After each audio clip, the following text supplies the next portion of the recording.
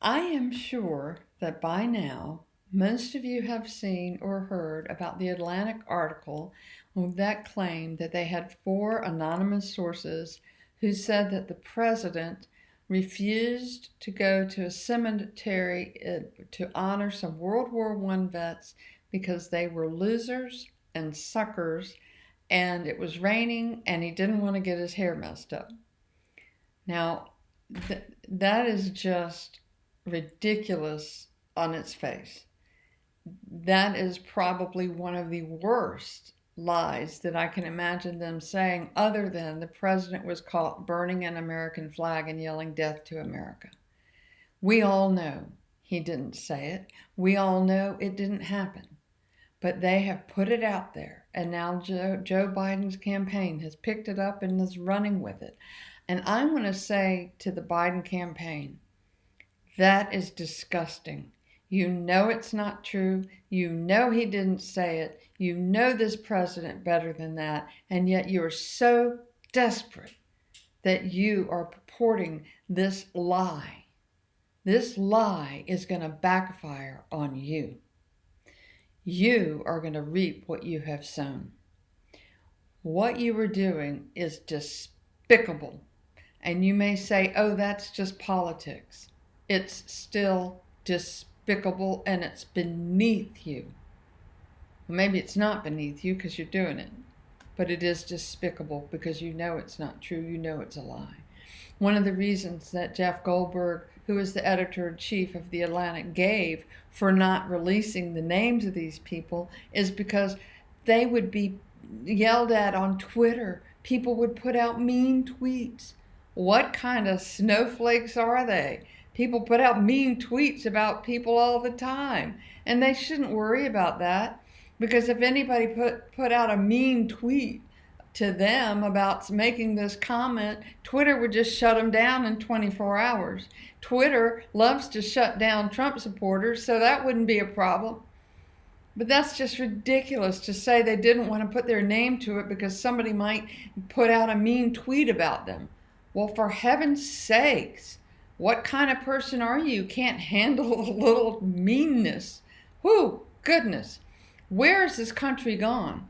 That people don't do things or don't say things because they're afraid of a mean tweet. You know, that's just that is ridiculous. Snowflakes. They're all going to melt. As egregious as this is, the Jeff Goldberg has stood by this story and stood by this story, and yes, they said it, and we're not changing it. Nobody's going to pressure us. And then on Sunday, he did an interview in which he said, well, maybe part of this hit piece is not true. The only reason he said that is because there's proof that it's not true. There were emails and communications that happened, and not only that, but John Bolton, who can't stand our president, wrote a whole book about what a horrible person President Trump is, said it didn't happen, or else he would have put it in his book. Well, maybe part of it isn't true. The part about the hair and the rain, maybe it was due to the weather that the helicopter, they decided it wasn't a good idea to do the helicopter flying over there. That part might have been true. But the rest of it, I mean, that part might have been false, but the rest of it might have been true. The rest of it, we're not going to let go of the rest of it. We do have four people, anonymous people. The damage is already done. The president has denied this, of course. We all know he didn't say it. But they're using this in their talking points. They're using this in their campaign. And there are some people who have been brainwashed already, but who might be sitting on the fence and they're saying, oh, no. And they will believe it.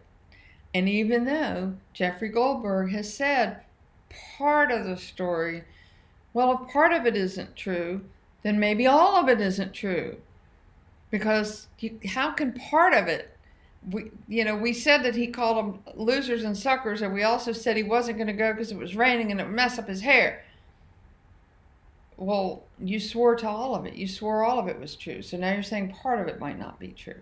Come on. What kind of journalist are you? What kind of reporter are you? The executive editor, the chief editor of The Atlantic. Come on. You can't play this game. It's just wrong. But I am glad that you at least admit that part of it's not true. Because none of it's true. And you're trying to get away with a half truth. You're trying to get away with, this is just sloppy journalism on its face, and it will not stand. It is going to boomerang back on you, and I'm going to laugh when it does. Because that's what happens with these things. They boomerang back. They backfire on you. Every single thing you all have tried against this president has backfired on you. And the only reason they came out with this story when they did was to deflect from Nancygate. And because they're worried about, now they have actual polls out that show the president is leading. And oh no, we can't have that, so we have to come out with some dirt. If this happened at the time it happened, which was 2018, why didn't they come out with it then? Why didn't somebody, everybody's always bashing the president for everything he does. If he tied his shoes wrong, they would bash him on that, but they didn't. Why didn't they come out with it and say then, when they were trying to impeach him? Oh, and by the way, he called all these vets losers and suckers. Why didn't they use it during the impeachment? Why didn't they come out earlier? Because they were waiting for a time when it would make the most impact. But they screwed up. They pulled the trigger too soon. They're going to continue to lie about our president. It is our job to continue to tell the truth about our president, to pray for him, to pray for this country, and let's win this election. Thank you.